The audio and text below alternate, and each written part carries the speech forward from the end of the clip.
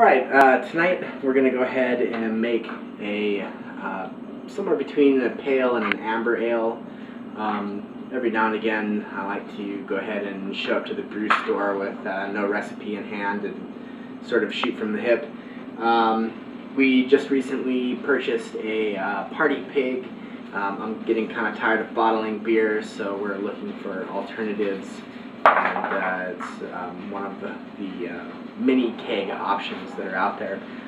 So we're going to brew a half batch of beer, and we're going to go ahead and do that as an all-grain brew using the mash technique that I use for the partial mash brews that I do.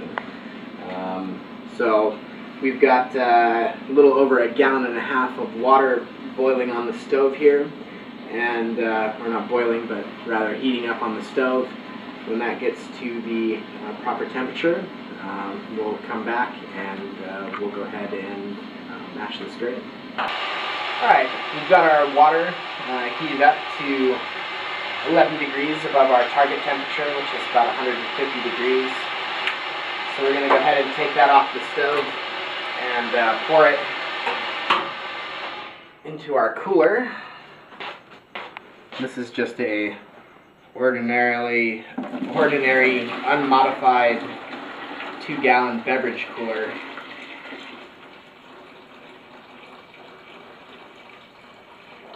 So you want to pour most of that in there. Don't pour all of it in, just in case when you put your grain in it overflows or something like that. So what we have here is 4 pounds of a two-row barley, and we're just going to lower this right down into the water here. And so it's good to have something to stir with, and you want to go ahead and kind of poke the grain here, make sure that the water is getting to all of it. Now what we're making tonight is actually a small batch brew, smaller than a lot of people like to make. Some people feel that a batch of this size isn't worthwhile, and we're going to shoot for about 2.25, 2.5 gallons on this. It's not a whole lot of beer, even though it does take quite a bit of time still. Not as much as it would to make 5 gallons in this way, of course, but it does still take a little bit. But the one thing I like is you can go ahead and experiment a little bit, and you're not risking a whole lot of resources or a whole lot of beer in the long run, just in case your experiment goes awry. So tonight we're going to add some stuff that is a little bit out of the ordinary, at least in modern home brewing. Something that did get used in brewing quite a bit in Europe was heather tips. And this is something that was used as a bittering agent, often in place of hops or alongside hops. So we're going to put a little bit of this in when it comes time to boil our wort, and it says on the package to go ahead and throw in a pinch of sweet Gala fat, so we're going to give that a shot as well. So for right now, we're going to go ahead and put the lid on this. I'm probably talking too long. You want to get this on as quick as possible to maintain your temperature, and then I'm going to go ahead and wrap this in a towel as well. You don't necessarily need to do that depending on your cooler. But if after a couple minutes you feel hot spots on the cooler, it's good to go ahead and wrap those up so you keep the temperature in. So this is going to go ahead and sit for an hour, and once it's done sitting there, we'll come back and actually go through the mashing process. Alright, it's been about an hour now, and we're going to go ahead and collect the wort from our first extraction from the grain here. So you can go ahead and take the lid off.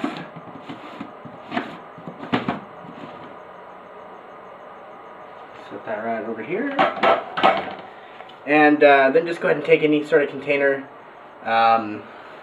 This actually probably isn't the best one because it gets a little bit hot. But this is what I'm going to use for right now. Something with a handle or something like that might be a little bit better. But the first thing is just go ahead and fill your container up.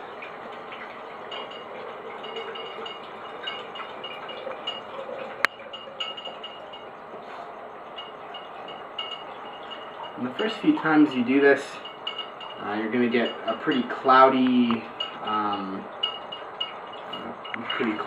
container full here. So just go ahead and gently pour that back over the top of the grain sack in there. And the grain sack will work as a filter to sort of clean some of that up a bit.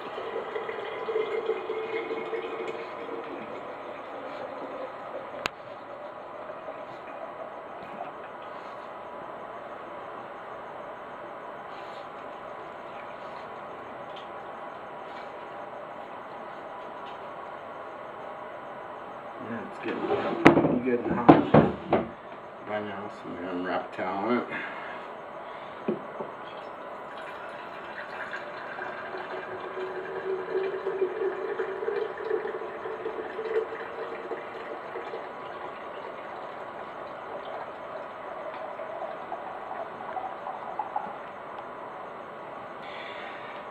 Alright, so after you do that a few times,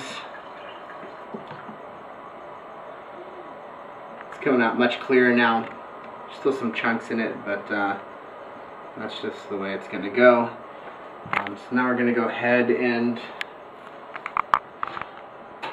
empty the contents into our brew pot.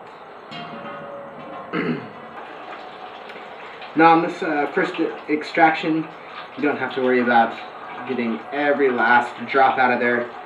You do want to get as much as you can, but you don't have to spend too much time waiting for that.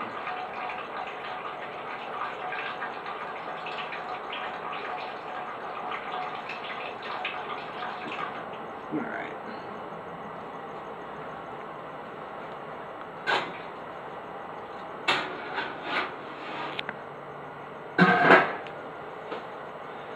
Okay, and while I was waiting for the first rest to finish up there, I also started heating another just over a gallon of water here, and we're shooting for a temperature of about 180 degrees on this, and that's what we're going to perform our second extraction on the grain with. And this will hopefully get any of the remaining sugars left in there, and that'll be the bulk of our wort. Alright, we've got our gallon of 180 degree water here, and just carefully pour that back over the grain. Go slow because you don't want to stir up all that sediment that we poured back over the top. We want to try and keep that on top as much as possible. So the second rest is going to be pretty fast. We're only going to let this one rest for about 5 minutes, and then we're going to get the rest of our wort out of there and start the boil.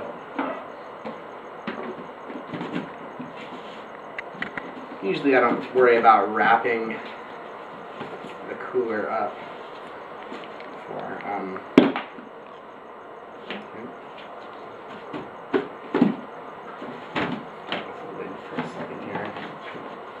usually I don't worry about wrapping the cooler up for this one, since it's only sitting for about 5 minutes, and since we are really more worried about getting it over hot, I'm ready to try and keep it there. So in about 5 minutes I'll be right back, and we'll transfer this to the pot and get the boil going. Alright, it's been 5 minutes. So same thing as last time. Go ahead and drain a cup or two.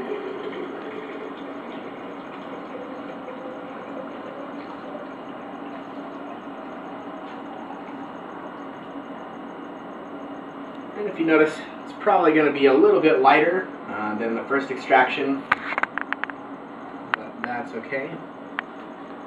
Actually, more of the sugar will be in the second one than the first one, but you get a lot of the color from the first one. Towel back on here.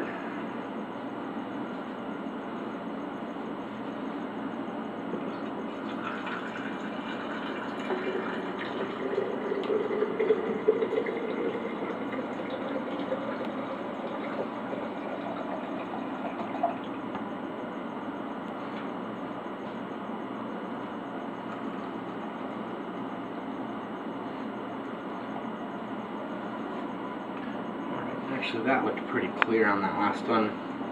So I'm going to go ahead and drain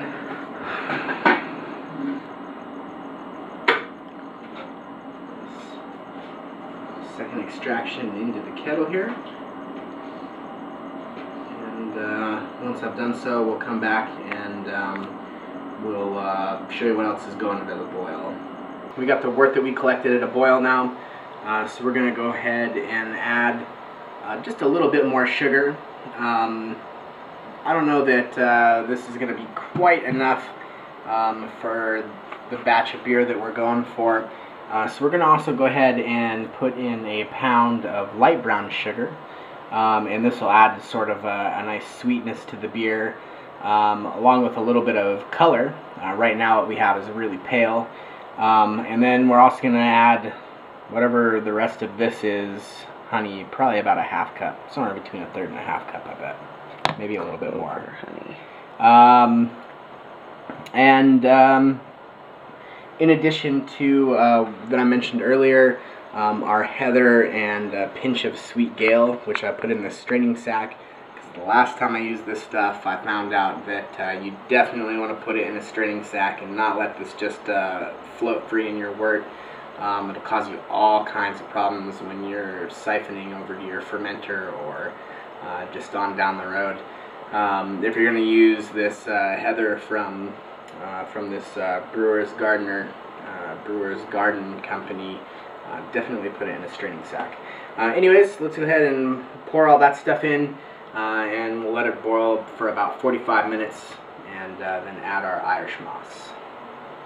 Alright, we're about 45 minutes into the boil here.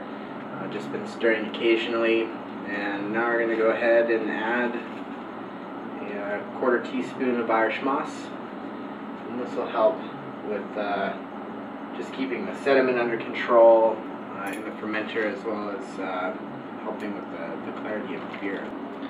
Alright, we're at the end of our boil here. It's been going for 55 minutes.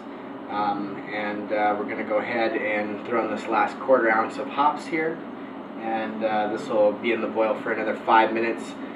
Then all that's left at that point is cooling the wort and getting it put into the fermenter with your yeast. So I'm going to go ahead and dump these in. And for the hops tonight, I don't know if I mentioned earlier, but these are just some homegrown hops from my friends. This batch in particular is, I'm told, mostly Cascade and some Fuggle.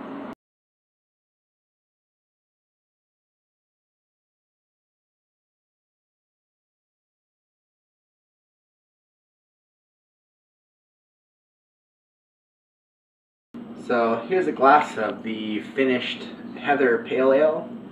As you can see here, really nice light color. This is definitely not a color you can get from extract brewing. It's one of the really nice things about being able to do an all-grain brew. And it tastes really good.